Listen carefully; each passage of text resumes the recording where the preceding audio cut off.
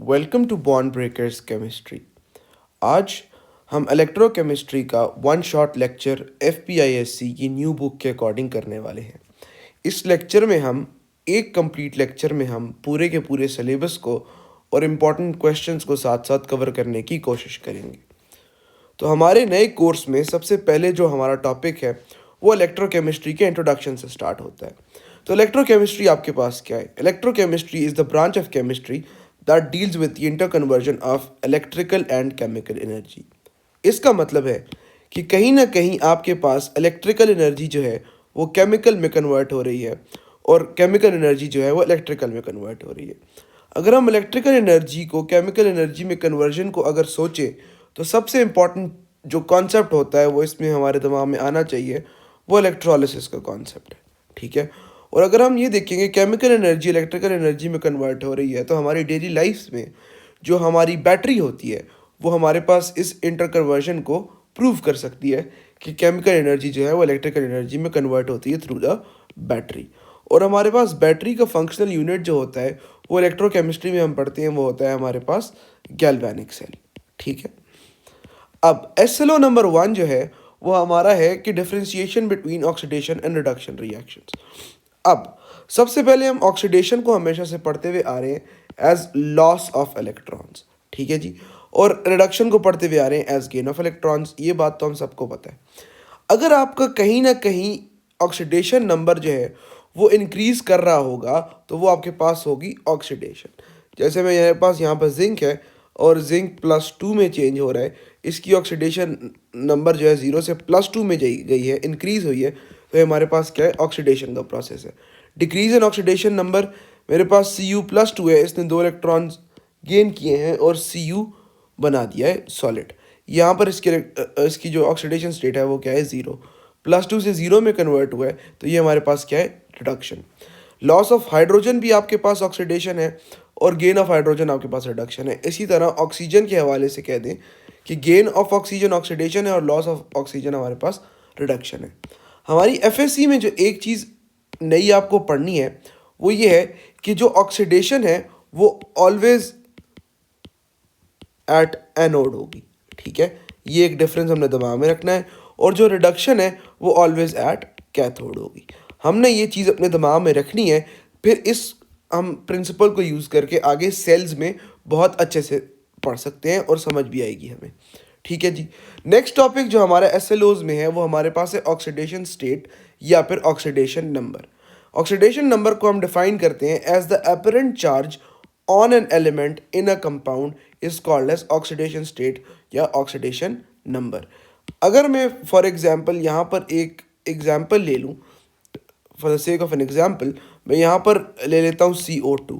हम सबको पता है, हम आगे रूल में अभी पढ़ेंगे भी कि ऑक्सीजन की हमारे पास -2 होती है। तो यहाँ पर हमारे पास 2 ऑक्सीजन है तो -4, कार्बन पे यहाँ हो जाएगी +4।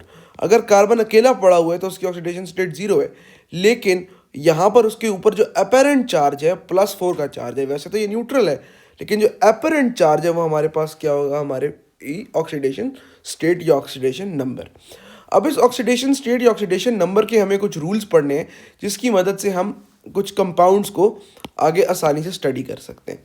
तो सबसे पहला रूल हमारे पास है कि ग्रुप 1A के जितने भी एलिमेंट्स हैं, सोडियम, पोटेशियम एट्सेट्रा एट्सेट्रा, उन सब का ऑक्सीडेशन नंबर +1 होगा।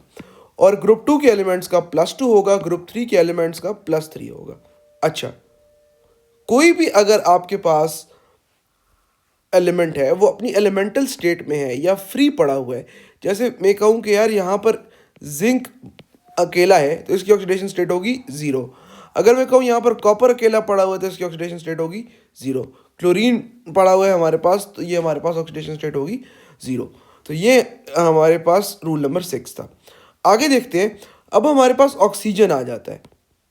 ऑक्सीजन की एग्जाम्पल बहुत इंपॉर्टेंट है और हाइड्रोजन की एग्जाम्पल समझनी बहुत इंपॉर्टेंट है क्योंकि आगे बहुत ज़्यादा यूज़ होगी। जब भी ऑक्सीजन का जो ऑक्सीडेशन स्टेट है वो -1 होगी तो वो आपके पास एक पर ऑक्साइड में होगी, जैसे कि H2O2। अब यहाँ पर +2 है हाइड्रोजन के ऊपर और -2 है O2 के ऊपर। ठीक है जी। इसका मतलब है एक ऑक्सीजन की कितनी है? -1 ऑक्सीडेशन स्टेट है। Normal oxide for example CO2, हमारे पास यहाँ पर +4 है, -2 इंटू 2 यहाँ हो जाएगी, एक ऑक्सीजन की -2 हो जाएगी। अब सुपर ऑक्साइड, सुपर ऑक्साइड हमारे पास ऑक्सीजन बनाएगी अपने मेटल के साथ। जैसे यहाँ पर एक एग्जांपल है KO2, पोटेशियम की +1 हो जाएगी और -1/2 मल्टीप्लाई बाय 2 जो है 2 ऑक्सीजन की हो जाएगी, एक ऑक्सीजन आपके पास -1/2 आ जाएगा। अब जो नेक्स्ट इंपॉर्टेंट एलिमेंट है ना, वो हमारे पास आ जाता है हाइड्रोजन। अच्छा, अब हाइड्रोजन क्या है? अगर तो हाइड्रोजन किसी नॉन मेटल के साथ है, जैसे आपके पास वाटर में ऑक्सीजन के साथ है, तो आपके पास क्या होगा, -2 इंटू 2 और ये एक आपके पास आ जाएगा -2 आ जाएगा और यहाँ पर ये +1 आ जाएगा एक का। ठीक है, एक ऑक्सीजन है, मैं उसकी बात कर रहा हूँ, नॉर्मल ऑक्साइड की। ठीक है जी। अगर मैं मेटल के साथ इसको अटैच कर लूँ, फॉर एग्जांपल NaH, तो सोडियम का +1 होगी और इसकी हाइड्रोजन की -1 होगी। तो ये चीज़ थी आपको जो मुझे समझानी थी।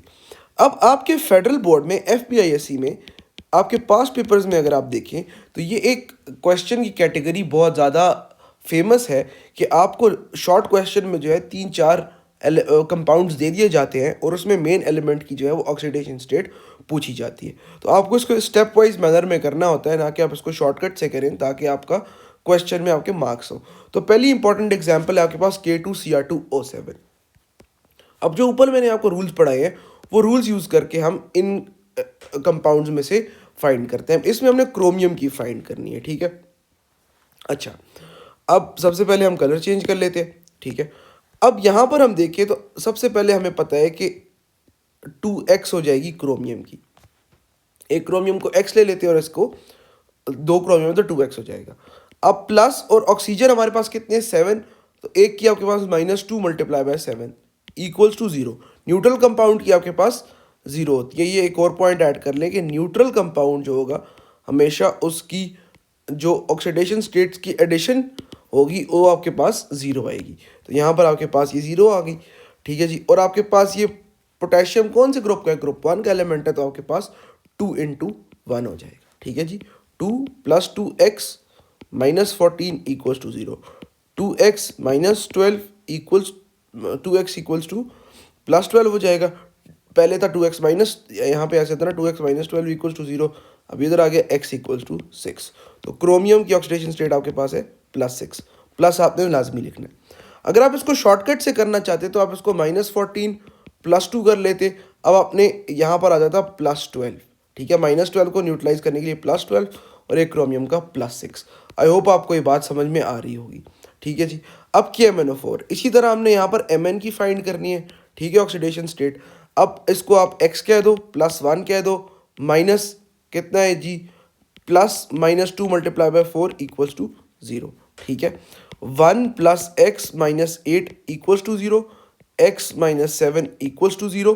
तो यहाँ पर क्या आ जाएगी इसकी, x equals to +7 oxidation state आ जाएगी। ठीक है, अगर इसको हम एक आम तरीके से करते तो यहाँ पर क्या आ जाता जी, -8। ठीक है, और यहाँ पर -8 आ जाता, यहाँ पर +1 आ जाता, तो यहाँ पर +7 Mn आ जाता है। शॉर्टकट में MCQ में आ जाए तो आपने इस तरह करना है। CO2 हम कर चुके हैं, इसमें कार्बन की फाइंड करनी है, तो x + -2 इंटू 2। ठीक है जी, x -4 equals to 0, x equals to +4। एक दो और एग्जाम्पल्स देख लेते हैं ताकि हमारा जो है कॉन्सेप्ट क्लियर हो जाए। अब अगर कोई आयन है ना, तो अगर यहाँ पर मैं क्रोमियम की पूछ लूँ, तो अगर कोई आयन है ना तो इसका सम जो आएगा वो उसका चार्ज के इक्वल होगा। कि अगर आपके पास एक आयनिक कंपाउंड है और आपको उसकी ऑक्सीडेशन स्टेट फाइंड करने के लिए दे दी गई है, जैसे Cr2O7 2-, तो आपने क्या करना है, आपको ये समझ आ जाएगी कि अगर मैं इंडिविजुअली इनकी ऑक्सीडेशन स्टेट्स ऐड करूँगा तो वो अपने चार्ज के इक्वल आएगी। ठीक है, अब ये -2 इंटू 7 हो जाएगा। ठीक है, +2x हो जाएगा। 2x -14 equals to -2, 2x equals to -2 + 14, 2x equals to 12, x equals to +6 आ गया।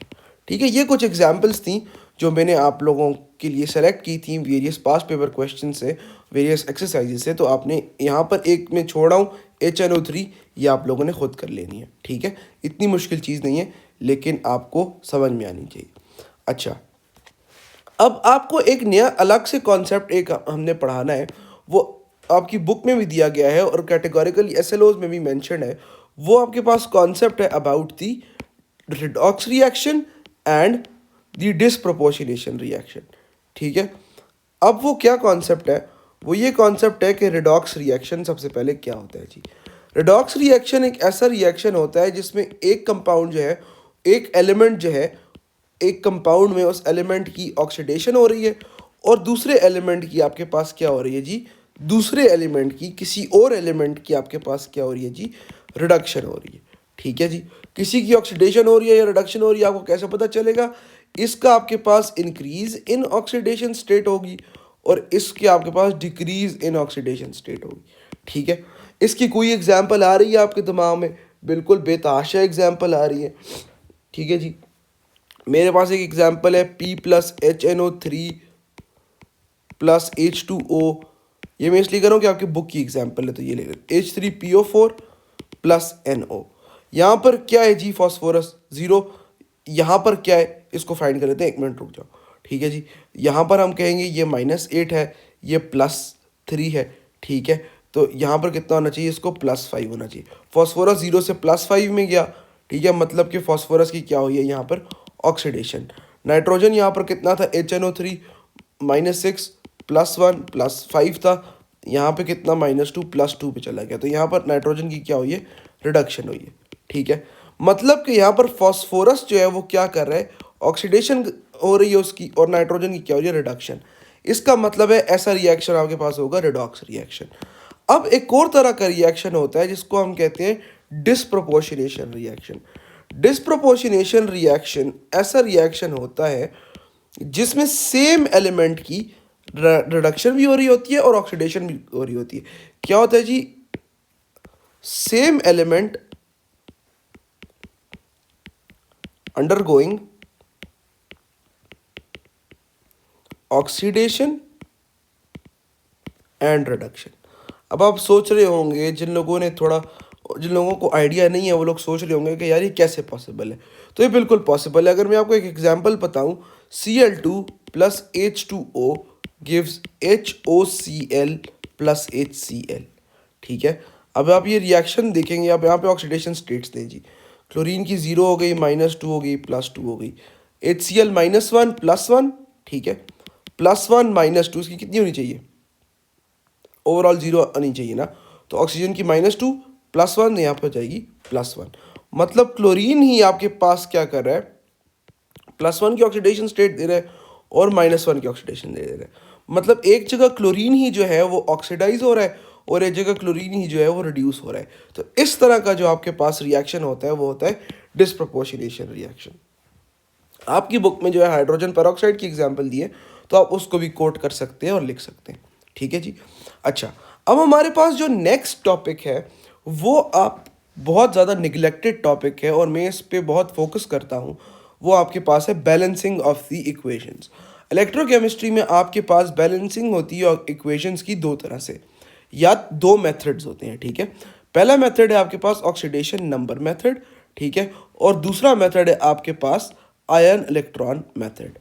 अब ये किस तरह आप इनको सॉल्व करते हैं और पेपर में क्वेश्चन किस तरह आता है, मैं आपको पहले ये समझा देता हूँ। पेपर में क्वेश्चन आता है, balance the following equation using number 1 either oxidation number method, या दूसरा आइदर आयन इलेक्ट्रॉन मेथड। ठीक है जी, तो आपकी बुक की एग्जांपल लेते हैं और ऑक्सीडेशन नंबर मेथड से इस इक्वेशन को बैलेंस करने की कोशिश करते हैं। ठीक है, कोशिश करते हैं, साथ साथ लेके चलेंगे ताकि आपको कोई इशू ना हो। अच्छा, इसमें अगर आपके पास पेपर में क्वेश्चन आ जाता है ना, तो आपने ई शीट पे इस पेपर को ऐसे करना है, इस क्वेश्चन को ई शीट पे हमने ऐसे करना है कि आपने स्टेप ऊपर लिखना है और नीचे उस स्टेप को परफॉर्म कर लेना है। यहाँ पर हम थोड़ा जुगाड़ू तरीके से करेंगे, लेकिन आपने इसको पेपर में प्रॉपर तरीके से करना है। तो लिख देता हूँ मैं, पहला स्टेप इसका, असाइन दी ऑक्सीडेशन स्टेट्स। सबसे पहले हमने क्या कर ली जी, असाइन करनी है ऑक्सीडेशन स्टेट्स। तो हम दोबारा रिएक्शन लिखने के बजाय वहीं पर टाइम बचाने के लिए ऑक्सीडेशन स्टेट्स को असाइन करना शुरू कर देते हैं। ठीक है, इसमें यहाँ पर 0 है। ठीक है जी, ये हमने पहले भी किया, इसलिए पहले एग्जांपल दी थी कि आप रिलेट कर पाओ। ठीक है, यहाँ पर कितनी है जी, -6 +1। यहाँ पर नाइट्रोजन कितनी हो जाएगी जी, +5। ठीक है, अच्छा, अब यहाँ पर देखो -2 +2 ये हमने पहले किया है। यहाँ पर है -8, ठीक है, +3, यहाँ पर फॉस्फोरस हो जाएगी +5, ठीक है। ऑक्सीडेशन स्टेट्स आपने असाइन कर दी, ठीक है। अब दूसरा स्टेप क्या है आपका यहाँ पर? दूसरा स्टेप है आपके पास कि आपने क्या करना है, दूसरा स्टेप आपने क्या करना है कि identify the element undergoing oxidation and reduction, ठीक है। आपने आइडेंटिफाई क्या करना है? Element undergoing oxidation and reduction. अब अगर मैं यहाँ पर देखूँ तो मेरे पास दो एलिमेंट्स है ना, या तो फॉस्फोरस है जो कि 0 से +5 में जा रहा है, इसकी ऑक्सीडेशन स्टेट क्या कर रही है? इंक्रीज कर रहा है। तो यहाँ पर इसकी क्या हो रही है जी? ऑक्सीडेशन। नाइट्रोजन है +5 से +2 में जा रहा है, इसकी ऑक्सीडेशन स्टेट क्या कर रही है? डिक्रीज करी। तो यहाँ पर क्या होगी? रिडक्शन, ठीक है। अच्छा, दो चीज़ें आ गई, दो स्टेप्स हो गए, ठीक है। तीसरी चीज़ हमने ये करनी है कि find the difference of electrons, ठीक है। अब ये क्या स्टेप है मैं आपको समझाता हूँ। Find the difference of electrons. अब डिफरेंस ऑफ इलेक्ट्रॉन्स हम कैसे फाइंड करेंगे कि अगर यहाँ से P जो है वो 0 से +5 में जा रहा है तो ये 5 इलेक्ट्रॉन्स को क्या कर रहा है? लूज कर रहा है, ठीक है। 5 इलेक्ट्रॉन्स को क्या कर रहा है? लूज कर रहा है, ठीक है। कोई इसमें कोई शक नहीं होना चाहिए। और अगर एक एलिमेंट जो है +5 से +2 में जा रहा है तो उसका मतलब है कि वो क्या कर रहा है? 3 इलेक्ट्रॉन्स गेन कर रहे हैं, ठीक है। ये बात समझ में आ रही है? बिल्कुल। अब हमने चौथा नंबर ये करना है कि find a number that gives a common product. अच्छा, that gives a common product, यार इस बात का क्या मतलब है? इस बात का ये मतलब है कि मेरे पास दो नंबर है, ठीक है। इसने 5 इलेक्ट्रॉन लूज किए और इसने 3 इलेक्ट्रॉन गेन किए। तो 5 और 3 में ऐसा कौन सा कॉमन प्रोडक्ट है कि जिसको मैं यूज करके कॉमन मल्टीपल पे आ सकता हूँ? आप लोग कहेंगे यार 15, बिल्कुल 15 है। 15 हम कैसे अचीव करेंगे? अगर मैं इसको 3 से मल्टीप्लाई कर दूं और इसको मैं 5 से मल्टीप्लाई कर दूं, ठीक है। तो बिल्कुल मैं यही काम करूंगा अभी ऊपर आपकी इक्वेशन में कि मैं क्या करूंगा, मैं कलर चेंज करके आपको समझाने की कोशिश करता हूं कि मैं यहाँ पर इसको 3 से मल्टीप्लाई कर दूंगा और इसको क्या कर दूंगा? 5 से मल्टीप्लाई कर दूंगा, ठीक है। नंबर मैंने कर दिया। अब देखो, अब right the new equation, right the new equation. मैं भी लिख लेता हूं नई इक्वेशन को। 3p, देखो जी यहाँ पर किससे मल्टीप्लाई किया था? 3 से। 5 वाला कौन सा था? फॉस्फोरस। 3p plus 5HNO3। कैसे 5HNO3? 5 यहाँ पे किससे मल्टीप्लाई किया था? 5 से, ठीक है। Gives plus H2O gives H3PO4। कितने H3PO4? 3 H3PO4 plus NO। कितने NO? 5 NO, ठीक है। यहां तक आपके पास स्टेप्स हो गए 5। अब जो चौथा स्टेप है वो ये है, जो छठा स्टेप है सॉरी, वो ये है balance the oxygen and hydrogen, ठीक है। अब यहां पर हमने ऑक्सीजन और हाइड्रोजन बैलेंस करनी है। अब यहां पर आप ऑक्सीजन देखो जी, इस तरफ 15 और ये कितने हो गए? 16। इस तरफ कितने? 12 और +5 कितने हो गए जी? कितने हो गए जी? 17, ठीक है। यहाँ पर कितने हो गए? 5 + 4 × 3 12 = 17। रफ वर्क के लिए आपको समझाने के लिए कर रहा हूँ। और 15 यहाँ पर हो गए +1 = 16। अगर मैं अब ये हो गया मेरे पास ऑक्सीजन। अब हाइड्रोजन भी देख लेते हैं। 5 + 2 7, ठीक है। और यहाँ पर मैं देखूँ तो 9, ठीक है, 9। तो यहाँ पर 2 ऑक्सीजन कम है और एक आपके पास क्या? ऑक्सीजन। 2 हाइड्रोजन और 1 ऑक्सीजन। तो इसको मैं ऐसे लगा देता हूँ, ठीक है। अब देखो, अब क्या हुआ? आपके पास ये हुआ कि यार ये जो ऑक्सीजन है इसमें कितने ऐड हो गए? 2। तो यहाँ पर कितने हो गए आपके पास? कितने हो गए जी? 1 ज़्यादा हो गया, मतलब 2 ज़्यादा हो गया। पहले 1 का ऑक्सीजन था, अब कितने हो गए? 2 ऑक्सीजन हो गए, मतलब 1 ज़्यादा हो गया, 2 हो गए। तो यहाँ पर कितना हो जाएगा? 17 × 17। यहाँ पर हाइड्रोजन भी बराबर। तो अपने नई इक्वेशन है वो है 3p + 5HNO3 + 2H2O gives 3H3PO4 + 5NO। ये बात समझ में आ रही है? आई होप आपको ये बात सारी स्टोरी जो है अभी तक की समझ में आई होगी। अब जो हमारा नेक्स्ट टॉपिक है वो है balancing the equations in electrochemistry through the ion electron method. अब जो दूसरा मेथड है वो थोड़ा सा ज़्यादा मुश्किल माना जाता है, लेकिन है मुश्किल नहीं है अगर हम स्टेप्स को फॉलो करेंगे। अच्छा, सबसे पहले आपके पास इक्वेशन यहाँ लिखी है Cr2O7-2 H2SO3 के साथ रिएक्ट करेगी, Cr+3 बनाएगी, HSO4 -1 बना देगी। अच्छा, अब आपने सबसे पहले यहाँ पर क्या करना है, उसी तरह स्टेप वाइज चलेंगे हम। तो पहला स्टेप हमारे पास ये है कि हमने क्या करना है, हमने आइडेंटिफाई दी हाफ सेल्स। मतलब आइडेंटिफाई दी हाफ सेल्स, आपने ये पता करना है कि यार इसमें से ऑक्सीडेशन किसकी हो रही है और रिडक्शन किसकी हो रही है। ऑक्सीडेशन हाफ सेल कौन सा है और रिडक्शन हाफ सेल कौन सा है। कैसे करेंगे, ऑक्सीडेशन स्टेट असाइन करके करेंगे। हमने थोड़ी देर पहले Cr2O7-2 की हमने फाइंड की थी, यहाँ पर कितनी आ रही थी, +6 आ रही थी। ठीक है, यहाँ पर की थी, दोबारा इसलिए नहीं करा, टाइम बचा लूँ। ठीक है, कितनी आई थी, +6 आई थी, ये वाली कैलकुलेशन। ठीक है जी। अच्छा, +6 आई थी, अब वो किस में चलेगी, +3 में चलेगी। तो +6 से +3 में जाएगी तो क्या होगी, रिडक्शन। तो हमें पता चल गया कि हमारा जो है वो रिडक्शन हाफ सेल जो है वो कौन सा है, ये वाला रिडक्शन हाफ सेल हमारे पास क्रोमियम वाला है। ठीक है, अब रिडक्शन हाफ सेल हो गया Cr2O7-2- गिव्स Cr+3। तो ऑटोमेटिकली आपके पास ऑक्सीडेशन हाफ सेल हो जाएगा आपका H2SO3 वाला। ठीक है, ऑक्सीडेशन हाफ सेल आपके पास हो गया H2SO3 गिव्स HSO4 -1। पहला स्टेप हमारा कंप्लीट हो गया। पहला स्टेप क्या था जी, रिडक्शन हाफ सेल और ऑक्सीडेशन हाफ सेल को आपस में अलग अलग करना। अच्छा, अब मैं क्या करता हूं, इधर एक लाइन ड्रॉ कर देता हूं जिसकी मदद से मैं दोनों को पैरेलल लेके चलने की कोशिश करूंगा। ठीक है, दोनों हाफ सेल्स को, ताकि कोई ज़्यादा मसला ना हो बीच में।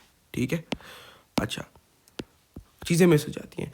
अब स्टेप नंबर 2 हमारे पास क्या है, स्टेप नंबर 2 है बैलेंस ऑल एलिमेंट्स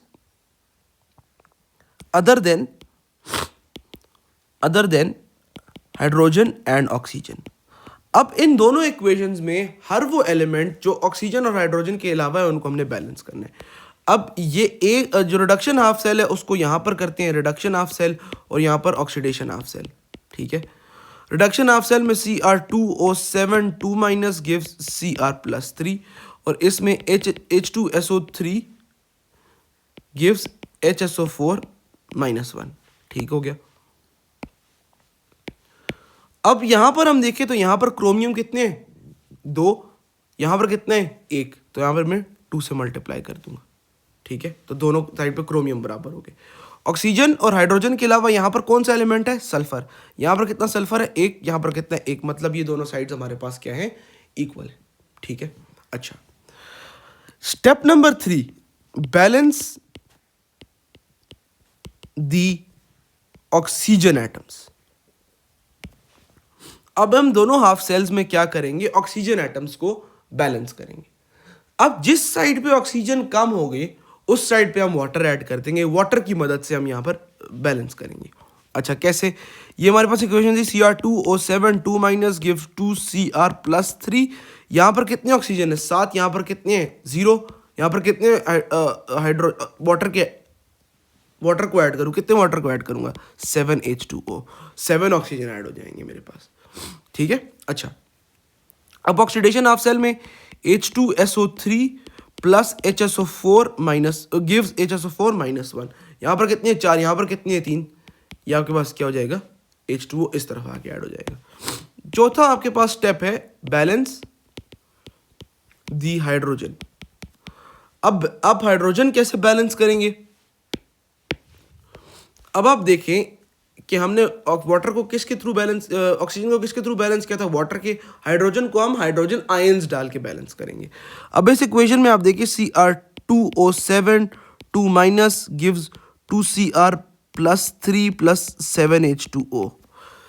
अब यहाँ पर देखिए ना कितने ऑक्सीजन है, 7 हाइड्रोजन कितने हैं, 7 मल्टीप्लाई बाई 2 14, यहाँ पर कितने हैं 0, तो यहाँ पर मैं क्या करूँगा 14H प्लस डाल दूंगा ताकि क्या हो जाए, इक्वल हो जाए काम। अच्छा, अब हम ऑक्सीडेशन ऑफ सेल में देखते हैं, H2O plus H2SO3 gives HSO4 minus 1। यहाँ पर कितने हैं 2 2 4, और यहाँ पर कितने, एक तो कितने ऐड करूँगा मैं 3H प्लस ऐड कर दूंगा। अभी तक की स्टोरी किसको समझ नहीं आई। पहले हमने क्या किया कि हमने हाफ सेल्स को डिवाइड कर दिया reduction and oxidation of cells में, ठीक है। अच्छा, एक काम कर दिया, फिर हमने दूसरे स्टेप में ये किया कि balance elements other than hydrogen and oxygen, हमने क्रोमियम और सल्फर को बैलेंस कर दिया। तीसरे नंबर पे हमने वाटर को मतलब ऑक्सीजन को बैलेंस किया वाटर की मदद से, जिस साइड पे ऑक्सीजन कम थे उस साइड पे हमने वाटर डाल दिया, ठीक है। अब हाइड्रोजन को हमने बैलेंस किया H प्लस की मदद से। अब हमने पांचवा स्टेप ये करना है, balance the charge on both sides, balance the charge. अगर आप इस इक्वेशन को गौर से देखें तो आपके पास चार्ज का कहीं ना कहीं मसला आ रहा है। कैसे मसला आ रहा है, यहाँ पर 2 माइनस के प्लस 6 जो है वो पॉजिटिव है, लेकिन यहाँ पर 14 जो है वो एक्स्ट्रा पॉजिटिव चार्जेस है, ठीक है। समझ में आ रही है ना बात, चार्ज का डिफरेंस पैदा हो रहा है। तो अब हम यहाँ पर क्या करेंगे, ऐड करते हैं, ठीक है। 2 माइनस प्लस 14, तो कितना है जी प्लस 12 इलेक्ट्रॉन का यहाँ पर मेरे पास ज़्यादा है। यहाँ पर मेरे पास कितने हैं जी 6 हैं पॉजिटिव चार्जेस। तो यहाँ पर मैं कहाँ पे नेगेटिव ऐड करूँ तो चार्ज बैलेंस हो जाएगा, लेफ्ट हैंड साइड पे, यही बात है ना। अगर मैं यहाँ पर 6 इलेक्ट्रॉन ऐड कर दूंगा तो मेरे पास इक्वेशन क्या हो जाएगी, बराबर हो जाएगी चार्जेस के एतबार से। Cr2O7 2 minus plus 14H plus 6 electrons gives 2Cr plus 3 plus 7H2O, ठीक है जी। ये आपके पास पूरी इक्वेशन आ गई। अब इस साइड पे देखते हैं, यहां पर कितने चार्जेस हैं, कितने चार्जेस हैं, कोई चार्ज नहीं है। यहां पर कितने हैं, एक माइनस का है, 3 जो है वो पॉजिटिव चार्जेस हैं, तो यहां पर 2 नेगेटिव चार्जेस ऐड करने पड़ेंगे। H2O plus H2SO3 gives HSO4 minus 1 plus 3H plus plus 2 electron, ठीक है। अब आप क्या करेंगे, दोनों साइड पे किसी ऐसे होल नंबर से मल्टीप्लाई करेंगे कि आपके पास नंबर ऑफ इलेक्ट्रॉन्स क्या हो जाए, सेम हो जाए। अब मैं यहाँ पर 3 से मल्टीप्लाई कर दूंगा क्योंकि पूरी इक्वेशन को, ताकि 6 इलेक्ट्रॉन हो जाए। तो ये 6 इलेक्ट्रॉन हो जाएंगे plus 9H plus plus 3HSO 3 minus 1 क्या देगा, 3H2O हो जाएगा और 3H2SO3 हो जाएगा, ठीक है। समझ में आई है इतनी बात, आई होप समझ में आई होगी। अब हम क्या करेंगे, अब हम दोनों इक्वेशंस को ऊपर नीचे लिखेंगे। Cr2O7 2 minus plus 14H plus 6 electrons gives 2Cr plus 3 plus 7H2O। नीचे रखेंगे हम 3H2O plus 3H2SO3 gives 3HSO3 minus 1 plus 9 hydrogen plus 6 electrons. इन दोनों को हम कट करेंगे आपस में। यार बहुत लंबा हो गया है, मुझे पता है, बहुत फजूल बोरिंग हो गया है, लेकिन ये करना पड़ेगा। 6 से गया, ठीक है, इससे गया 4, ये रह गया, ठीक है। तो फाइनल इक्वेशन क्या बनी, Cr2O7 2 माइनस, ठीक है, यहाँ पर आ गए। फिर कितने आपके 9 को माइनस करेंगे 14 से तो कितने 5H plus plus 3H2SO4 gives 2Cr plus 3 plus 4H2O plus 3HSO4 minus 1। ये आपके पास क्या है जी, balanced chemical equation according to ion electron method. तो पेपर में अगर आ जाए तो आपने हर एक स्टेप को इंडिविजुअली लिखना है, इंडिविजुअली एक्सप्लेन करना है, क्योंकि ये जो है काफ़ी इंपॉर्टेंट चीज़ें हैं जो कि हमने डिस्कस की हैं, ठीक है। नेक्स्ट जो टॉपिक है वो आपका SLO में भी है, वो oxidation and reducing oxidising and reducing agents के बारे में है, ठीक है। अल्फाज फंबल हो रहे हैं क्योंकि मैं बहुत तेज़ पढ़ाने की कोशिश कर रहा हूँ, तो बेयर विद मी, ठीक है। ऐसा एलिमेंट जो कि खुद रिड्यूस हो और दूसरे को ऑक्सीडाइज करे, वो क्या होगा जी? Oxidizing agent. जैसे फॉर एग्जांपल P+HNO3+, वही एग्जांपल लेता हूँ ताकि आपको अच्छे से समझ आ जाए, H3PO4+NO, ठीक है। 0 से +5 में गया, +5 से +2 में गया, ये खुद क्या हुआ? ऑक्सीडाइज हुआ। और ये क्या हुआ? खुद रिड्यूस हुआ। लेकिन इसने फास्फोरस को क्या कर दिया? ऑक्सीडाइज कर दिया। ये खुद क्या है जी? Reducing agent. और फास्फोरस ने खुद को तो ऑक्सीडाइज कर दिया, लेकिन नाइट्रोजन को क्या कर दिया? रिड्यूस। तो ये क्या है जी? Reducing agent. मुझे नहीं लगता कि इसमें कोई बहुत मुश्किल बात है, क्योंकि ये हम 9th-10th में काफ़ी ज़्यादा डिटेल में पढ़ के आ चुके हैं, ठीक है। नेक्स्ट जो हमारे पास बहुत इंपॉर्टेंट टॉपिक है, आपके MD कैट के एग्ज़ाम्स ले लें, अपना NETs ले लें, आपकी कोई भी एंट्रेंस टेस्ट एग्ज़ाम ले लें, या अपना इस चैप्टर से कोई एक क्वेश्चन, इंपॉर्टेंट क्वेश्चन अगर कोई मुझसे पूछे, तो वो आपके पास गैल्वेनिक सेल है। अच्छा, अब गैल्वेनिक सेल होता क्या है, और इसमें हमने SLOs के मुताबिक कौन कौन से समेटिव टॉपिक्स पढ़ने हैं, कौन कौन से फॉर्मेटिव टॉपिक्स पढ़ने हैं, ये भी देख लेते हैं। Galvanic cell. Galvanic cell is the type of electrochemical cell that converts the chemical energy into electrical energy. ठीक है। अब ये एक ऐसा सेल है कि जिसमें हमारा मकसद है, दो सेल आपने देखे होंगे और एक तार आपने देखी होगी जा रही होगी। हमारा मकसद है कि हमने इस तार से इलेक्ट्रॉन गुजारने हैं, सिंपल, ताकि गैल्वेनोमीटर जो आपने लगाया या आपने बल्ब लगाया है या कोई भी आपने चीज़ लगाई है, वो क्या कर जाए, वो आपके पास जल जाए या गैल्वेनोमीटर में डिफ्लेक्शन आ जाए, ठीक है। अच्छा, अब जो गैल्वेनिक सेल में जो रिएक्शन हो रहा है वो स्पॉन्टेनियस हो रहा है। अब स्पॉन्टेनियस प्रोसेस क्या होता है? कोई भी ऐसा प्रोसेस जो कि आपके पास क्या हो, जो कि आपके पास खुद से हो रहा हो विदाउट एक्सटर्नल एनर्जी या एक्सटर्नल स्टिमुलस, तो वो आपके पास क्या होगा? एक स्पॉन्टेनियस प्रोसेस होगा। हम एक गैल्वेनिक सेल में कोई भी external energy source, electrical source नहीं दे रहे, सिर्फ जो आपके सेल्स के बीच में जो रिएक्शंस हो रहे हैं वो एक ऐसा मैकेनिज्म ट्रिगर कर रहे हैं जिसकी वजह से आपके पास इलेक्ट्रॉन्स फ्लो करें।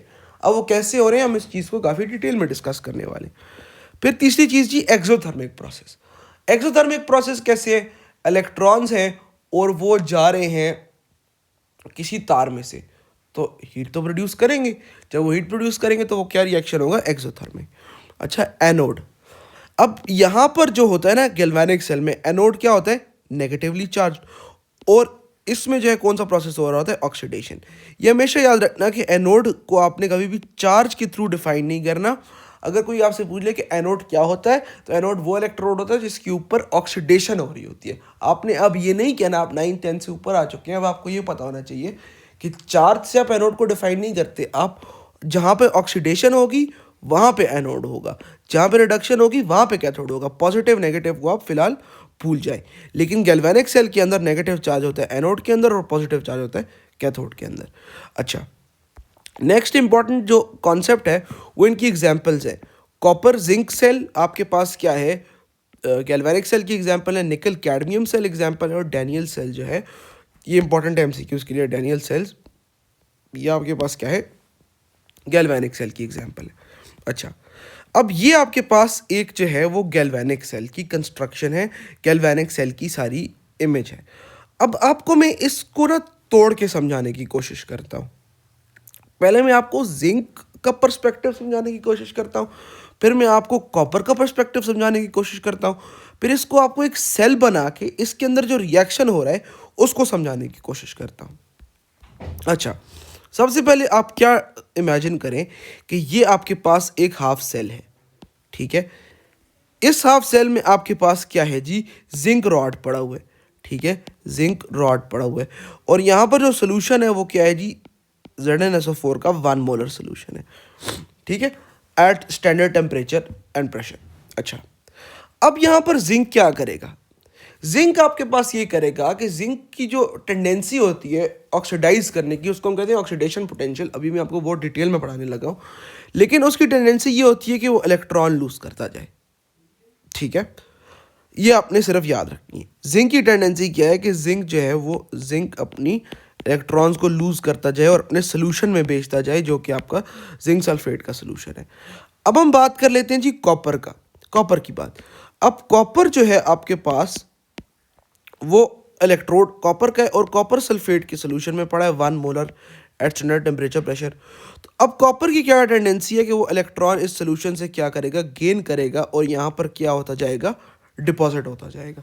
ठीक है, मतलब कॉपर का जो काम है वो ये है कि वो इस अपने सोल्यूशन से इलेक्ट्रॉन गेन करता जाए और आपके पास कॉपर सॉलिड फॉर्म में डिपॉजिट होता जाए। ठीक है, ये दोनों इंडिविजुअल हाफ सेल्स की मैंने आपको सारी की सारी बात बता दी। ठीक है, अब इस पर्सपेक्टिव को आपने दिमाग में रखना है अपने हाफ सेल्स का, और अब गैल्वेनिक सेल को हम कंस्ट्रक्शन भी समझेंगे, उसका पूरा प्रोसेस भी समझने की कोशिश करेंगे। अब साइंटिस्ट ने क्या किया कि जब उन्होंने देखा कि इंडिविजुअली जिंक की बड़ी टेंडेंसी है कि ये क्या कर सकता है, ये इलेक्ट्रॉन जो है वो लूज कर सकता है। ठीक है, ये किसकी टेंडेंसी है, जिंक की टेंडेंसी है। अच्छा, और कॉपर की उन्होंने देखा कि ये टेंडेंसी है कि वो इलेक्ट्रॉन गेन कर सकता है। तो उन्होंने कहा कोई ऐसा मैकेनिज्म बनाते हैं कि हम जो जिंक इलेक्ट्रॉन लूज कर रहा है ना, उसको यूज करके यहाँ पर जो वोल्ट मीटर है या यहाँ पर जो सेल है, गैल्वेनोमीटर है या जो बल्ब है, उसको जला सके। मतलब यहाँ से हम इलेक्ट्रॉन का पाथ ऐसा बना सकें कि एक हाफ सेल में जो है वो वोल्टेज ज़्यादा हो और दूसरे हाफ सेल में जो है वोल्टेज कम हो, और वोल्टेज की डिफरेंस जिसको आप सेल पोटेंशियल कहते हैं या ईएमएफ कहते हैं, उसकी मदद से हम सेल को जो है वो क्या कर सके, चला सके और इलेक्ट्रॉन्स को वायर की मदद से मूव करा के इलेक्ट्रिसिटी प्रोड्यूस कर सके। ठीक है, या इलेक्ट्रिक करंट प्रोड्यूस कर सके। अब इसके लिए ना हमने जो बोर्ड के लिए चीज़ें पढ़नी है, सबसे पहले जो है हमने पढ़ना है कि यार इसकी कंस्ट्रक्शन क्या होती है। अच्छा, कंस्ट्रक्शन में क्या क्या चीज़ें आ जाती हैं। Number 1, 2 half cells. ठीक है, 2 हाफ सेल्स होंगे। ठीक है जी, 2 इलेक्ट्रोड्स हो जाएंगे आपके। अब वो इलेक्ट्रोड्स कौन कौन से हैं और वो कौन सा इलेक्ट्रोड बन सकता है, ये भी मैं आपके साथ डिस्कस करता हूँ। फॉर एग्जांपल कॉपर जिंक ले लो। ठीक है जी, 2 इलेक्ट्रोड्स हो गए। 1 मोलर सोल्यूशन ऑफ ZnSO4 और 1 मोलर सोल्यूशन ऑफ CuSO4, ये भी कंस्ट्रक्शन में आ गया आपके पास। फिर आपके पास एक बहुत इंपॉर्टेंट चीज़ आ गई, सॉल्ट ब्रिज। अच्छा जी, सॉल्ट ब्रिज क्या होता है। जैसा कि हमने पहले कहा था कि आपके पास जिंक की टेंडेंसी है कि वो जिंक इलेक्ट्रॉन लूज करेगा और जो है इलेक्ट्रॉन लूज करके अपने सोल्यूशन में भेजता जाएगा। और कॉपर की क्या टेंडेंसी थी कि वो आपके पास क्या कर सकता था कि वो अपने सोल्यूशन से इलेक्ट्रॉन गेन करके डिपॉजिट हो सकता था। इसकी वजह से अगर आप कॉमन सेंस से सोचें तो इस पूरे हाफ सेल के अंदर नेगेटिव चार्ज डिपॉजिट हो सकता है और इस पूरे हाफ सेल के अंदर पॉजिटिव चार्ज डिपॉजिट हो सकता है। ठीक है, तो इसके लिए साइंटिस्ट ने क्या किया कि एक सॉल्ट ब्रिज लगा दिया। ठीक है, कि अगर यहाँ पर नेगेटिव चार्जेस डिपॉजिट होना शुरू हो तो मैं नेगेटिव आयंस भेज के उसको न्यूट्रलाइज कर लूँ, और इस तरफ अगर पॉजिटिव चार्जेस डिपॉजिट हो, कोई भी चार्जेस डिपॉजिट हो, तो उसके ऑपोजिट चार्ज भेज के मैं उसको न्यूट्रलाइज कर लूँ। ठीक है, अच्छा, अब सॉल्ट ब्रिज की जो आपके पास आती है डेफिनेशन अलग से शॉर्ट क्वेश्चन के अंदर। तो सॉल्ट ब्रिज आपके पास क्या है कि U shaped tube with some material like KCl, KNO3, etc. to balance the charges between the two half cells. ठीक है जी, ऐसे यू शेप ट्यूब जिसके अंदर कुछ ऐसा मटेरियल पड़ा है या ऐसा सब्सटेंस पड़ा है, सब्सटेंस वर्ड यूज़ कर लें, सब्सटेंस पड़ा है जो कि क्या कर सकता है, जो कि आपके पास दोनों हाफ सेल्स में चार्ज की डिपोजिशन को क्या करेगा, प्रिवेंट करेगा। ठीक है, अच्छा, यहाँ तक बात आ गई। अब जो नेक्स्ट चीज़ है आपके पास वो क्या है, वो आपके पास ये है कि मुझे ये बताओ कि ये आपको पता कैसे चलेगा कि कौन से हाफ सेल में ऑक्सीडेशन होगी और कौन से हाफ सेल में आपके पास रिडक्शन होगी। इसके लिए हमारे पास एक सीरीज़ है जो कि हम आगे डिटेल में पढ़ेंगे, लेकिन उस सीरीज़ को आपको यूज़ करना आना चाहिए। आप ताकि गैल्वेनिक सेल को पूरी तरह समझ सके। इस सीरीज़ को हम कहते हैं इलेक्ट्रोकेमिकल सीरीज़ या रिडक्शन पोटेंशियल सीरीज़। ठीक है, मैं वो सीरीज़ लिखता हूँ, फिर हम उसको आगे समझते हैं।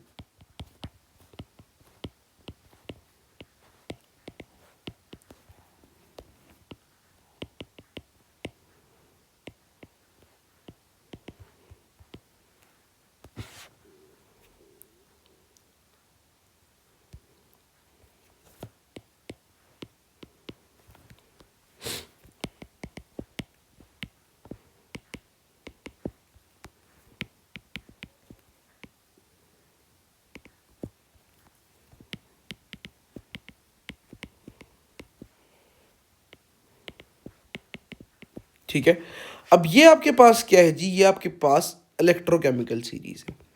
अब ये एक ऐसी सीरीज़ है कि जिसमें आप क्या करो, अगर नीचे की तरफ आओ तो आपके पास क्या होगा, आपका रिडक्शन पोटेंशियल क्या होगा, इंक्रीज होता जाएगा। मतलब कि रिडक्शन पोटेंशियल क्या, इलेक्ट्रॉन गेन करने की एबिलिटी या इलेक्ट्रॉन को एक्सेप्ट करने की टेंडेंसी क्या होती जाएगी, ज़्यादा होती जाएगी। तो जो एलिमेंट जितना नीचे होगा वो उतनी आसानी से क्या होगा, रिड्यूस होगा। अगर तो वो रिड्यूस होगा तो उसको क्या बनना चाहिए, कैथोड बनना चाहिए। मतलब कि जो जितना इस सीरीज में नीचे होगा उसको कैथोड बनना चाहिए, जो जितना सीरीज में ऊपर होगा उसको एनोड बनना चाहिए। अब इस चीज़ को मैं आपको आगे जाके बहुत डिटेल में समझाने वाला हूँ, लेकिन अभी सिर्फ हमने ये समझ लेना है कि जो जितना नीचे होगा वो कैथोड बनने की टेंडेंसी रखता है। अच्छा, अगर हम बात करें जिंक कॉपर सेल में, तो देखो जी जिंक का है, जिंक यहाँ पर है, ठीक है, और कॉपर यहाँ पर है। तो नीचे कौन है, ये नीचे जा रही है, नीचे कौन है, कॉपर है। तो कॉपर क्या बनेगा, कैथोड बनेगा। ऊपर कौन है, एनोड। ऊपर कौन होगा, एनोड। एनोड कौन बनेगा यहाँ पर, जिंक। क्यों, जिंक का ऑक्सीडेशन पोटेंशियल ज़्यादा है, कैथोड का रिडक्शन पोटेंशियल ज़्यादा है। ये हमें कैसे पता चलेगा, इलेक्ट्रोकेमिकल सीरीज की मदद से पता चलेगा। मैं ये सारी स्टोरी आपको इलेक्ट्रोकेमिकल सीरीज के अलग से टॉपिक में आगे कवर कराऊंगा। अभी तक हमने सिर्फ इतनी बात समझनी थी, ठीक है। अब जब मैंने ये प्रूफ कर दिया कि जिंक जो है वो क्या करेगा, जिंक जो है वो ऑक्सीडाइज करेगा, तो मतलब एनोड किसका बना होगा, एनोड आपके पास जिंक का बना होगा। अब मैं रिएक्शन लिखूं एट एनोड, तो क्या मैं ये लिख सकता हूं,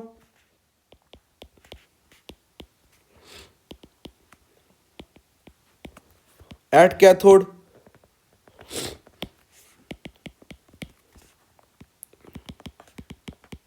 क्या मैं ये इक्वेशन लिख सकता हूं, बिल्कुल ये मैं इक्वेशन लिख सकता हूं। अच्छा, अगर आप यहां पर देखें तो इसके ये जो साइन है, ये साइन आपके पास है सॉल्ट ब्रिज का, ठीक है। और ये जो साइन है आपके पास, ये एंटी टेस्ट के हवाले से इंपॉर्टेंट है, लेकिन ये जो साइन है आपके पास ये है फेज बाउंड्री का, ठीक है। फेज बाउंड्री का मकसद है कि देखो ये सॉलिड था ना, सॉलिड से एक्वस हो गया, ये एक्वस से सॉलिड हो गया, मतलब ये दोनों अलग फेजेस में है या अलग स्टेट्स में, ये चीज़ आपको आनी चाहिए, ठीक है। अच्छा, अब जो आपके एसएलओज में अगला टॉपिक है ना, वो आपके पास क्या है जी, सेल पोटेंशियल, ठीक है। क्या टॉपिक है, सेल पोटेंशियल। अब सबसे पहली बात तो ये है कि आप डिफाइन कैसे करते हो जी सेल पोटेंशियल को, सबसे पहली बात। दूसरी बात, सेल पोटेंशियल गैल्वेनिक सेल में आप किस तरह कैलकुलेट कर सकते हो। तीसरी बात, इसका हमें फ़ायदा क्या होगा, ठीक है। सबसे पहले डेफिनेशन लिख लेते हैं, जो कि आपकी बुक की डेफिनेशन है, सिर्फ उसको थोड़ा सा ट्वीक करते हैं कि the force with which the electrons are pushed through the wire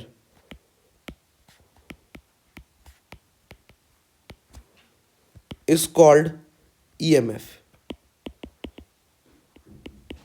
electromotive force, and the EMF of the galvanic cell is electrode, या इसको इलेक्ट्रोड नहीं, इसको cell potential is called as the cell potential. मैं electrode potential difference कर लिखा रहा था, लेकिन सेल पोटेंशियल की बात हो रही तो सेल पोटेंशियल, ठीक है। अच्छा, अब हमें पता है कि for the charge to flow, ठीक है, there should be a potential difference. ये बात है कि नहीं? For the current to flow there should be a potential difference. ठीक है, ये जो पोटेंशियल डिफरेंस है ये आपके पास कौन क्रिएट करेगा यहां पर? ये पहला सवाल है। दूसरा सवाल ये है कि ये जो आपके पास फ्लो ऑफ इलेक्ट्रॉन्स है ये एनोड टू कैथोड होगा, लेकिन क्या ये एनोड टू कैथोड हर केस में जो है इसी तरह होगा?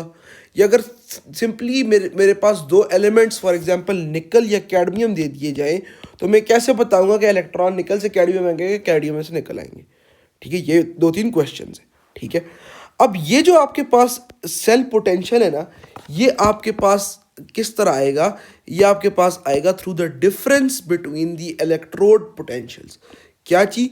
Difference between the electrode cell potential equals to electrode potential of cathode minus the electrode potential of the anode.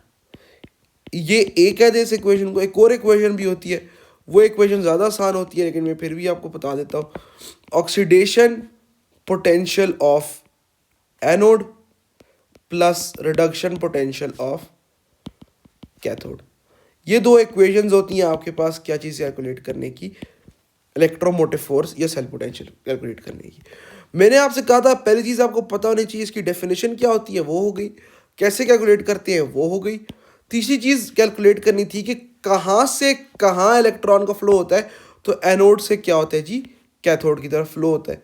ठीक है, अगर मैं आपको दो एलिमेंट्स दे दूं, मैंने कहा था निकल कैडमियम में, बताओ कौन एनोड होगा कौन कैथोड होगा? कहाँ से इलेक्ट्रॉन्स कहाँ फ्लो करेंगे, कैसे बताओगे?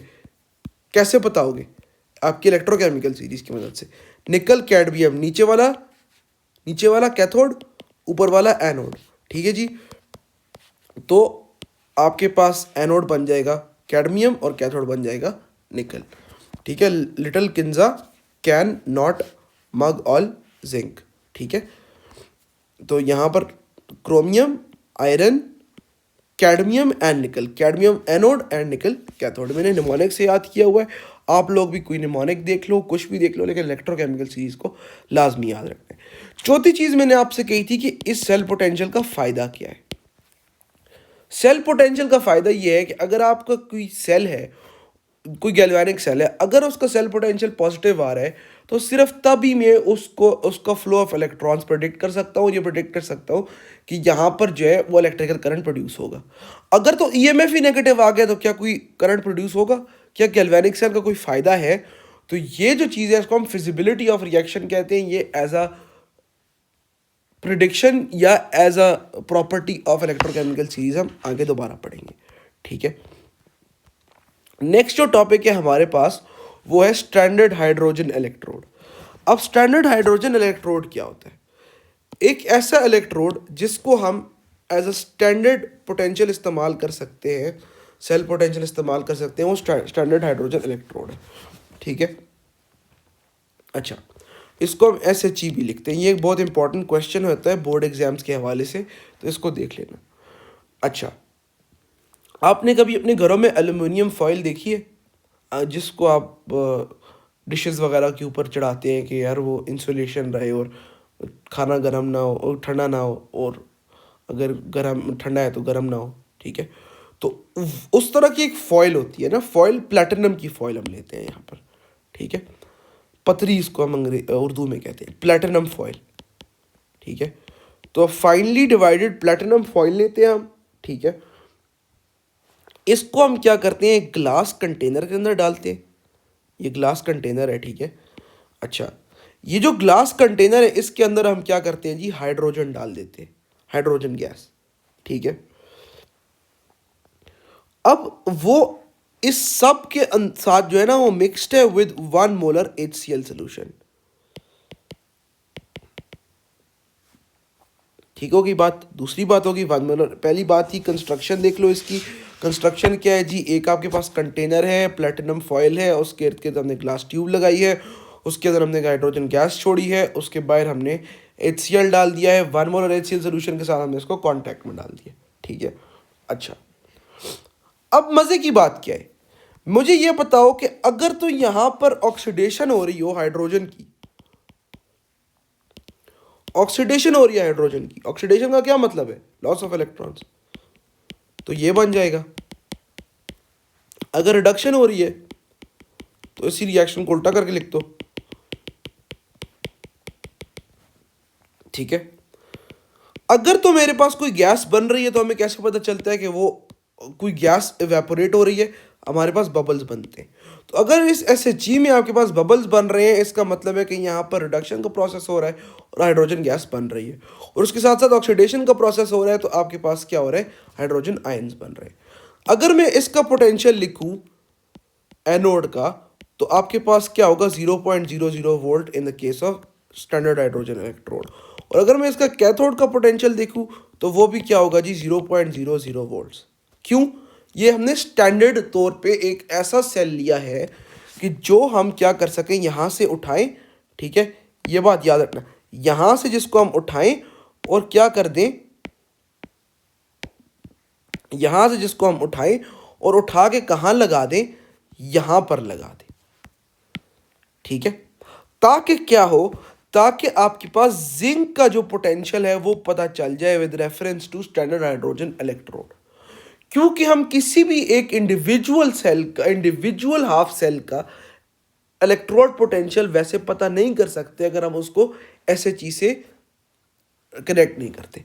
अगर इमेजिन करो कि यहाँ पर एसएचई लगा दिया हमने, स्टैंडर्ड हाइड्रोजन इलेक्ट्रोड लगा दिया है, तो यहाँ पर जो वोल्ट मीटर रीडिंग देगा ना, वो किसका पोटेंशियल होगा? वो इस जिंक का पोटेंशियल होगा, क्योंकि इसका अपना पोटेंशियल जो है 0 वोल्ट है। अगर तो यहाँ पर ऑक्सीडेशन हो रही है, कब होती है वो भी इलेक्ट्रोकेमिकल सीरीज बताएगी। तो जो यहाँ पर पोटेंशियल होगा इसका ऑक्सीडेशन पोटेंशियल होगा। अगर तो यहाँ रिडक्शन हो रही है, ये वाला एसएचई है, तो आपके पास इसका जो पोटेंशियल आएगा वो क्या आएगा? इसका रिडक्शन पोटेंशियल आएगा। ठीक है, ये बात समझ में आ रही है? ये आपके पास 2.4 methods to measure the electrode potentials का टॉपिक मैंने अपनी तरफ से कवर करा दिया। ठीक है, अच्छा आगे चलते हैं इलेक्ट्रोकेमिकल सीरीज की तरफ। अब इलेक्ट्रोकेमिकल सीरीज क्या होती है और हम उसको कैसे यूज़ कर सकते हैं, ये चीज़ें मैं आपको पढ़ाने की कोशिश करता हूँ और उम्मीद करता हूँ कि आपको बहुत अच्छे से समझ में आएगी। ठीक है, electrochemical series.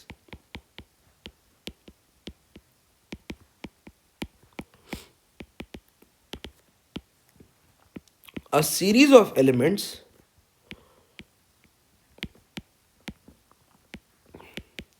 in which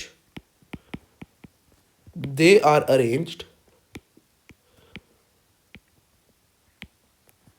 in the increasing order of their reduction potentials।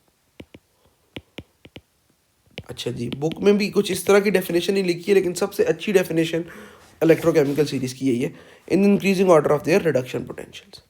एक ऐसी सीरीज जिसमें जो एलिमेंट्स हैं वो इस तरह अरेंज्ड है कि उसमें अगर आप नीचे आते जाओ तो रिडक्शन पोटेंशियल ज़्यादा होता जाएगा। ठीक है, मैं सीरीज फिर से लिख लेता हूँ ताकि मैं आपको समझा सकूँ आसानी से।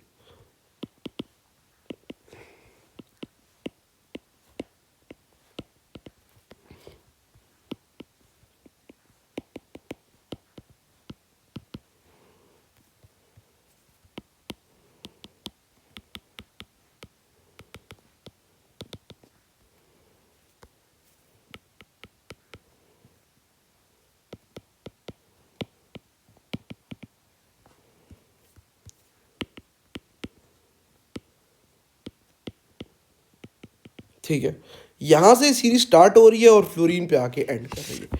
लिथियम से शुरू होके फ्लोरीन पे आके एंड कर रही है। ठीक है, अगर मैं लिथियम से नीचे आता जाऊंगा फ्लोरीन तक, तो मेरे पास क्या होगा? रिडक्शन पोटेंशियल क्या होता जाएगा? इंक्रीज होता जाएगा। और ऑक्सीडेशन पोटेंशियल क्या होता जाएगा? डिक्रीज होता जाएगा। मतलब फ्लोरीन की मैक्सिमम टेंडेंसी है इलेक्ट्रॉन को गेन करने की, लिथियम की मैक्सिमम टेंडेंसी है इलेक्ट्रॉन को लूज करने की। दो बातें आपको इलेक्ट्रोकेमिकल सीरीज से ये पता चल जाएगा कि रिडक्शन पोटेंशियल किसका ज़्यादा है, रिड्यूस कौन होगा, ऑक्सीडेशन पोटेंशियल किसका ज़्यादा है, ऑक्सीडाइज कौन होगा। तीसरी चीज़ ये पता चलेगी कि रिएक्टिविटी किसकी ज़्यादा है। नीचे जाते हुए जो एक्टिविटी है वो आपके पास इस इलेक्ट्रोकेमिकल सीरीज में डिक्रीज होती जाएगी।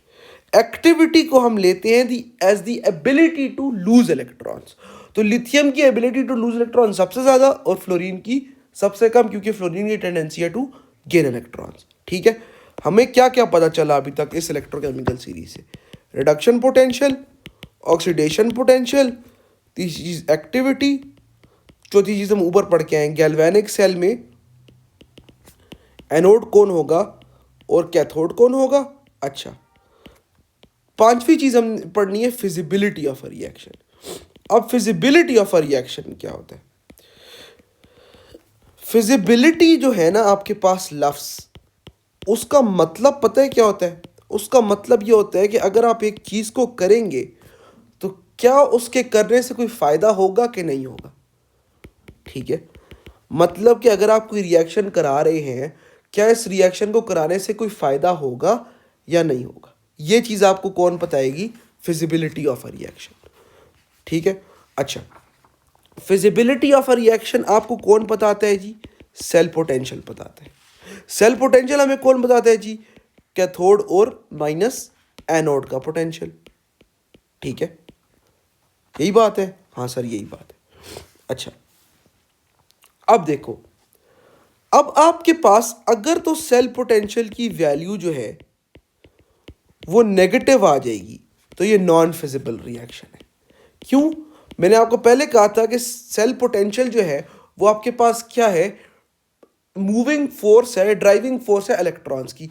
अगर तो वो पॉजिटिव होगी तो आपको गैल्वेनिक सेल बनाने का कोई मकसद हासिल हुआ है। ठीक है, तो वो रिएक्शन फिजिबल है। अगर तो वो नेगेटिव होगी तो इसका मतलब है कि आपको किसी भी तरह सेल को बनाने का, कंस्ट्रक्ट करने का कोई फ़ायदा नहीं हुआ। ये आप कैसे फाइंड आउट करेंगे? ये आप फाइंड आउट करेंगे by the help of cell potential. ठीक है, अच्छा, अब आपकी जो नेक्स्ट चीज़ है इसी इलेक्ट्रोकेमिकल सीरीज में वो है डिस्प्लेसमेंट ऑफ हाइड्रोजन। ठीक है, अब ये कहा जाता है कि डिस्प्लेसमेंट ऑफ हाइड्रोजन में कि वो वाले एलिमेंट्स जो हाइड्रोजन से ऊपर होंगे वो हाइड्रोजन को डिस्प्लेस कर सकते हैं इलेक्ट्रोकेमिकल सीरीज में। मतलब क्या कहने का मतलब है? मतलब ये है कि अगर मैं कह दूं कि ये मेरे पास हाइड्रोजन है तो यहाँ से लेकर यहाँ तक वाले जो एलिमेंट्स हैं वो हाइड्रोजन को डिस्प्लेस कर सकते हैं, और यहाँ से लेकर यहाँ तक वाले एलिमेंट्स हाइड्रोजन को डिस्प्लेस नहीं कर सकते। The lower elements from hydrogen in the electrochemical series can not displace hydrogen and the elements above the hydrogen electrochemical series can very easily displace hydrogen. क्यों? वजह भी समझा देते हैं, कोई मसले की बात नहीं। वजह ये है आपके पास कि अगर आप HCl को देखो H2SO4 की फॉर्म में, ठीक है, डाइल्यूट एसिड की फॉर्म में या स्ट्रॉन्ग एसिड कह लो, स्ट्रॉन्ग एसिड की फॉर्म में, उसको मैं रिएक्ट कराता हूँ किसके साथ? जिंक के साथ। मेरे पास क्या बना? ZnSO4 बना ना, प्लस H2 बना ना, बना ना, बिल्कुल बना। अब देखो, अब जिंक क्या थे इसमें, इसकी ऑक्सीडेशन स्टेट 0, अब क्या हो गई? +2। ठीक है, मतलब जिंक क्या हो गया? खुद ऑक्सीडाइज।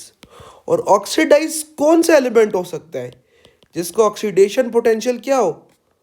ज्यादा हो। कौन, किसका ऑक्सीडेशन पोटेंशियल ज्यादा होता है? जो सीरीज में क्या हो? ऊपर हो। मेरी बात समझ में आई है? आई होप आपको ये चीज़ क्लियर हुई होगी, और मैंने कोशिश की है अपनी कैपेसिटी में कि मैं आपको ये चीज़ समझा सकूं। ठीक है, अच्छा, जो लास्ट 2 टॉपिक्स रह गए हैं ना आपके इस चैप्टर के, अभी हम उनको कवर करने लगे। पहला टॉपिक है आपका electrolytic cell and products of electrolysis. What is electrolysis? आपके एसएलओज में है प्रोडक्ट्स ऑफ इलेक्ट्रोलिसिस आप किस तरह डिटरमाइन कर सकते हैं। दूसरा टॉपिक आपके एसएलओज में है relationship between the Avogadro's number and Faraday's. ठीक है, तो हम पहले सबसे पहले कवर कर लेते हैं जी इलेक्ट्रोलिसिस क्या होता है, और इलेक्ट्रोलाइट क्या होता है, और इलेक्ट्रोलिटिक सेल क्या होता है। ये चीज़ें कवर कर लेते हैं, फिर उसके बाद एवोगैड्रोस नंबर। सबसे पहली जो टर्मिनोलॉजी हमने एसएलओस के मुताबिक समझनी है ना वो है electrolysis. The chemical reaction taking place due to passing of current through it। ठीक है, फॉर एग्जाम्पल बड़ी कॉमन एग्जाम्पल है कि एक आप कंटेनर ले लें, उसके अंदर फ्यूज्ड NaCl को मेल्ट करके डाल दें, फिर उसमें आप करंट पास कर दें तो NaCl जो है अलग अलग इलेक्ट्रोड्स पे डिपॉजिट होना शुरू हो जाएगी। ठीक है, कोई इतनी बड़ी चीज़ नहीं है जो मैं आपको एक्सप्लेन करूँ इसमें।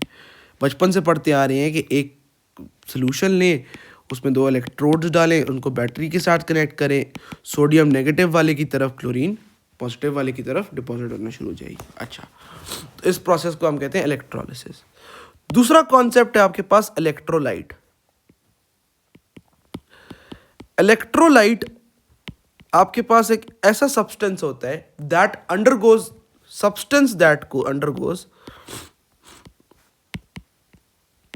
अंडरगोज केमिकल रिएक्शन और डिसएसोसिएशन अपॉन पासिंग करंट। ठीक है, एग्जाम्पल यहां पर आ जाएगी NaCl।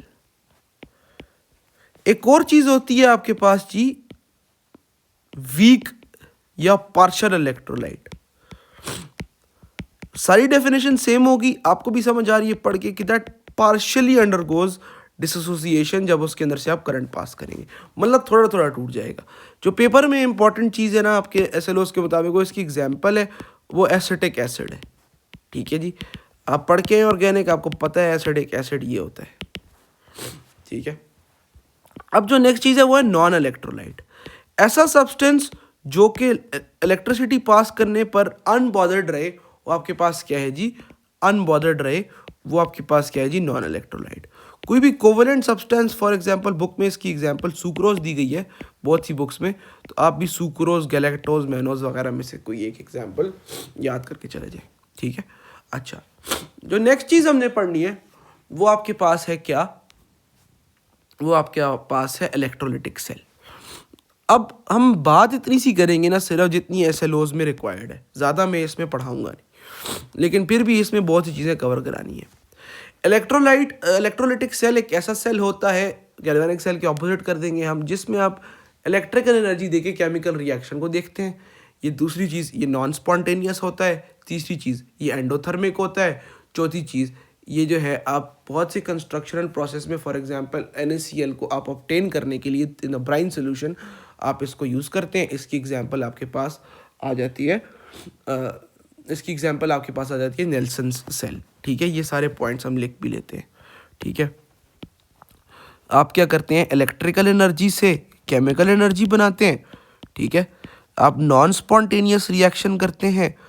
आप जो है वो तीसरी चीज़ क्या करते हैं, आप जो है वो एंडोथर्मिक रिएक्शन कराते हैं। आप जो है एनोड को यहाँ पर पॉजिटिव लेते हैं, लेकिन होती यहाँ पर ऑक्सीडेशन है। कैथोड को यहाँ पर नेगेटिव लेते हैं, लेकिन होती यहाँ पर रिडक्शन है। आप जो है वो इसकी एग्जाम्पल पढ़ते हैं नेल्सन सेल। ठीक है, ये छोटी छोटी बातें थी, ये आपको बतानी चाहिए। अब उसकी कंस्ट्रक्शन क्या होगी, एक कंटेनर ले लेंगे आप, उसके अंदर आपके पास 2 इलेक्ट्रोड्स ले लेंगे। ठीक है जी, एक इलेक्ट्रोलाइट सोल्यूशन ले लेंगे, एक इलेक्ट्रोड को जो है वो बैटरी से कनेक्ट कर देंगे। पॉजिटिव वाला आपके पास एनोड हो जाएगा, नेगेटिव वाला कैथोड हो जाएगा, इलेक्ट्रोलाइट हो जाएगा, बैटरी हो जाएगी। ठीक है, आप क्या करेंगे, आपके पास एक सोल्यूशन है XY का। ठीक है, XY कुछ भी, X कुछ भी हो सकता है, Y भी कुछ भी हो सकता है। XY जो है, जो आपके पास Y है ना, वो X पॉजिटिव और Y नेगेटिव में कन्वर्ट हो जाता है। Y जो है वो एनोड की तरफ चला जाएगा, X जो है वो कैथोड की तरफ चला जाएगा। इसमें कोई मुश्किल बात, Y एनायन बन जाएगा और X कैटायन बन जाएगा। ठीक है, अच्छा, अब आपने क्या करना है जी, नेक्स्ट जो SLO में चीज़ है आपने जो जहन में रखनी है, वो प्रिडिक्शन है, prediction of desired products of electrolysis. ठीक है, 3 केसेस लेने हैं आपने इसमें। जो आपने मेनली पढ़ने हैं SLOs के मुताबिक, शायद आपको किसी ने पढ़ाए हो, शायद ना पढ़ाए हो। सबसे पहले मोल्टन इलेक्ट्रोलाइट, कि अगर आपके पास इलेक्ट्रोलाइट मोल्टन है, फॉर एग्जांपल NaCl, तो आपके पास क्या प्रोडक्ट्स बनेंगे, ये चीज़ आपने समझनी है। ठीक है, दूसरी चीज़ आपने dilute aqueous electrolyte NaCl, concentrated aqueous electrolyte NaCl, ये तीन जो चीज़ें हैं ना, अगर आप ये समझ लेते हैं तो आप किसी भी किस्म का क्वेश्चन जो है वो इनके बारे में कर सकते हैं। ठीक है, ये मेरी गारंटी है। चाहे वो MD कैट का क्वेश्चन हो, चाहे वो NET का क्वेश्चन हो, चाहे वो F22 का क्वेश्चन हो बोर्ड के एग्ज़ाम का, इंशाल्लाह ताला आप इस ट्रिक को सीखने के बाद, इस तरीके को सीखने के बाद आराम सुकून से इसको आप परफॉर्म कर सकते हैं। ठीक है, सबसे पहली बात हम बात कर लेंगे फ्यूज्ड या मोल्टन NaCl की। फ्यूज्ड या मोल्टन NaCl। ठीक है, अब आपने एक कंटेनर लिया, उसके अंदर इलेक्ट्रोड्स लगाए, इतना कुछ किया और NaCl को इस तरह डाल दिया। अब एट एनोड क्या होगा? एनोड कौन सा चार्ज है? पॉजिटिवली चार्ज है, तो वहाँ पे कौन जाएगा? Chloride ions.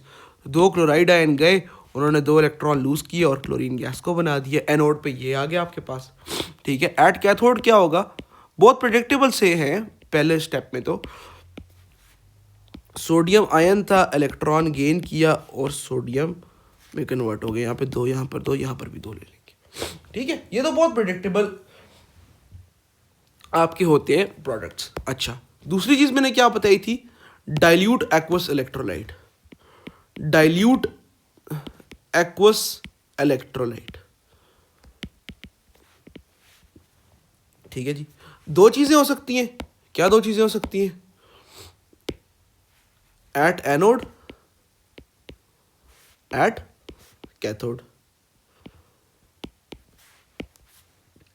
एनोड पे क्या होगी? ऑक्सीडेशन। कैथोड पे क्या होगी? रिडक्शन। अच्छा, फॉर अ सेकेंड यहां पर रुक जाए।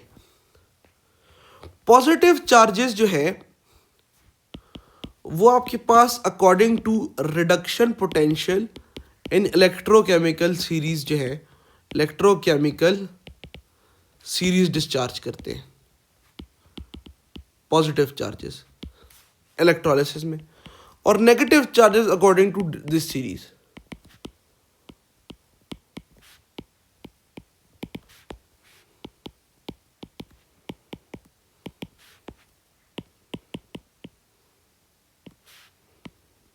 ठीक है, fluoride ion, sulphate ion, nitrate ion, chloride ion, bromide ion, iodide ion, hydroxide ion. नीचे जाते हुए ईज ऑफ डिस्चार्ज ज़्यादा हो जाती है।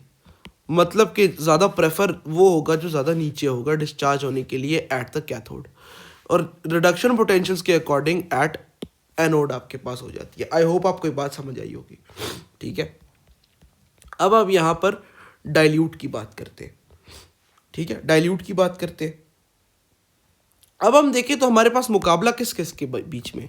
मुकाबला Na plus Cl minus H plus Na plus sorry और Cl माइनस के बीच में, OH माइनस के बीच में, सॉरी।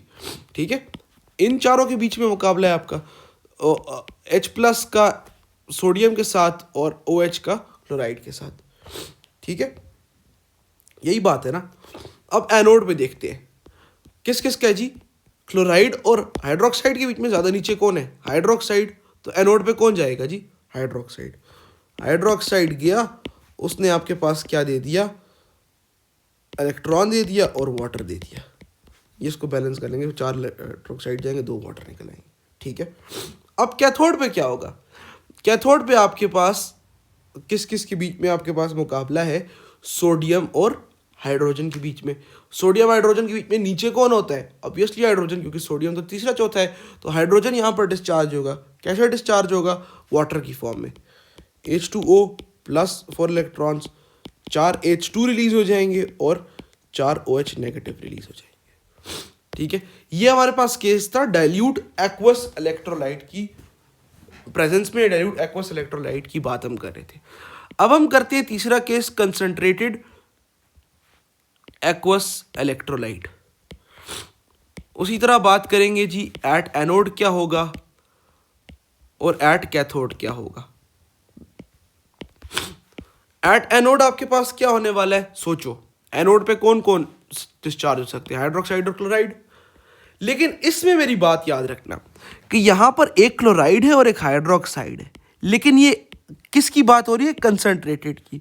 तो यहां पर कंसंट्रेशन किसकी ज्यादा है, क्लोराइड की। तो यहां पर ये वाली सीरीज फॉलो नहीं होगी कंसंट्रेटेड के केस में। कंसंट्रेटेड के केस में आपके पास जिसकी क्वांटिटी ज्यादा होगी वो डिस्चार्ज होगा। क्वांटिटी किसकी ज्यादा है, क्लोराइड की ज्यादा है, तो एनोड पे क्लोराइड डिस्चार्ज होगा। ठीक है, इस प्रोसेस को या इस मैकेनिज्म को आप कहते हैं ओवर पोटेंशियल, कि एक चीज की क्वांटिटी ने उसकी पोटेंशियल को ओवरराइड कर दिया, इसलिए हम यहां पर कहते हैं कि क्लोराइड करेगा। ये जिसको बात समझ नहीं आई प्लीज इसको रिपीट करके देख लेना, वन शॉट है तो मैंने इसको खत्म करना है लेक्चर को। ठीक है, और दूसरी साइड पे आपके पास वाटर डिस्चार्ज हो जाएगा। आई होप आपको ये बात समझ आई होगी, क्योंकि बहुत इंपॉर्टेंट बात है और आपको इसको समझना है। फिर एक दफ़ा रिपीट कर देता हूँ, आपके इलेक्ट्रोलिसिस के 3 तरह के प्रोडक्ट्स हो सकते हैं। नंबर 1 आपके पास मोल्टन इलेक्ट्रोलाइट हो, दूसरा आपके पास डाइल्यूट हो, तीसरा आपके पास कंसंट्रेटेड हो। ठीक है, फ्यूज्ड या मोल्टन NaCl के केस में प्रिडिक्टेबल आपके पास क्लोराइड और sodium sodium basically atomic form में जो है वो आपके प्रोडक्ट्स थे। बड़ा ही सिंपल था इसको समझना और इंटरप्रेट करना। अब डाइल्यूट एक्वस, जब आप इसको डाइल्यूट कर देंगे, एक्वस कर देंगे मतलब वाटर की फॉर्म में, और वाटर इसके कंसंट्रेशन में क्या है, ज़्यादा है, तो आपके पास यहाँ पर हाइड्रोक्साइड डिस्चार्ज करेगा एनोड के अंदर और वाटर डिस्चार्ज करेगा कैथोड के अंदर। किस सीरीज़ के मुताबिक, इस सीरीज़ को लिख लेना, इस सीरीज़ को याद कर लेना। नंबर 2 एट एनोड, एनोड आपके पास क्या करेगा, क्लोराइड डिस्चार्ज करेगा due to the over potential. Over potential किसे कहते हैं ये भी याद रख लेना अगर कोई पूछ ले तो। अगर आपकी जो कंसंट्रेशन है वो आपके रिडक्शन पोटेंशियल को जो है या ऑक्सीडेशन पोटेंशियल को जो है वो ओवरराइड कर जाए, ईज ऑफ डिस्चार्ज को ओवरराइड कर जाए, तो वो आपके पास क्या होता है, ओवर पोटेंशियल। और यहाँ पर आपके पास वाटर डिस्चार्ज करेगा। ठीक है, मेरी बात समझ में आ रही है। अब आपके पास जो लास्ट SLO है वो है रिलेशनशिप बिटवीन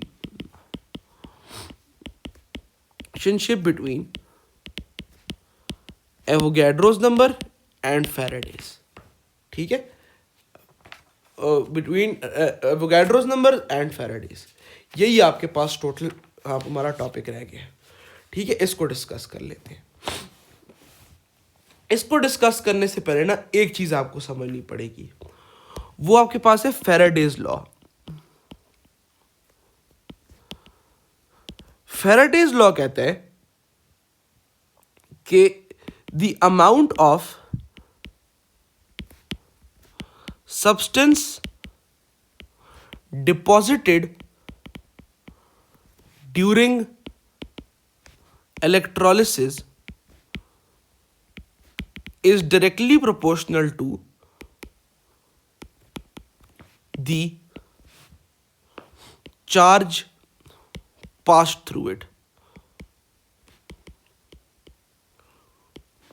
ठीक है, अमाउंट ऑफ सब्सटेंस डिपॉजिटेड को हम for the sake of understanding A लिख लेते हैं और चार्ज को हम क्यू लिख लेते हैं। तो बड़ा सिंपल सा लॉ है, A is directly proportional to Q number 1।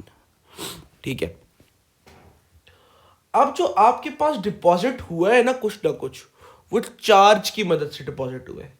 ठीक है, अब चार्ज जो है उसके लिए हमारे पास यूनिट क्या है, हम बचपन से क्या यूनिट पढ़ते हुए आ रहे हैं, सोचो ना, कूलम पढ़ते हुए आ रहे हैं, कूलम। ठीक है, अब एक कूलम जो है वो कितना चार्ज होता है, कभी सोचा है आपने, सोचो जरा 1 मिनट, एक कूलम कितना चार्ज होता है। एक कूलम जो है ना, एक सेकेंड, अच्छा, एक इलेक्ट्रॉन के ऊपर ना 1.6 इंटू 10⁻⁻19 चार्ज होता है। ठीक है, कूलम, एक कूलम का 1 डिवाइड बाय 1.6 इंटू 10⁻⁻19 कूलम के बराबर होता है, जो कि हो जाएगा 6.25 इंटू 10⁻18 इलेक्ट्रॉन्स। ये जो है आपके पास किसके इक्वल है, एक कूलम के ऊपर है। साइंटिस्ट ने देखा कि ये जो एक कूलम चार्ज है ये तो आप इलेक्ट्रोकेमिस्ट्री में यूज़ नहीं कर सकते। इलेक्ट्रोकेमिस्ट्री के अंदर आपको इतना चार्ज चाहिए जिसको आप मोल्स के हिसाब से डिफाइन कर सकें। मतलब charge on 1 mole of electrons कितना होगा। मतलब मैं क्या करूं, charge on Avogadro's number of electrons तो हो जाएगा 6.022 इंटू 10⁻23 इलेक्ट्रॉन्स, ठीक है, इक्वल एक इलेक्ट्रॉन का कितना होता है 1.6 into 10⁻⁻19 coulomb. Avogadro's number of electrons को यहाँ पर एवोगैड्रोस नंबर मल्टीप्लाई करेंगे तो आपके पास आ जाएगा जी कितना, आपके पास आ जाएगा जी 96500 कूलम चार्ज आ जाएगा, ठीक है। अच्छा, on Avogadro's number of particles, Avogadro's number of electrons. अब ये जो एवोगैड्रोस नंबर ऑफ इलेक्ट्रॉन्स के ऊपर चार्ज है ना, ये आपके पास है 1 फैरेड, ठीक है। ये आपके पास क्या है 1 फैरेड। अगर मैं इसको गौर से समझूं तो अगर मैं कहता हूं कि एक सोडियम है, सोडियम मेटल में कन्वर्ट होता है एक मोल इलेक्ट्रॉन को लूज करके, तो ये जो मेरे पास चार्ज है ये कितना है 1 फैरेड है। 1 फैरेड का मतलब है 96,500 कूलम।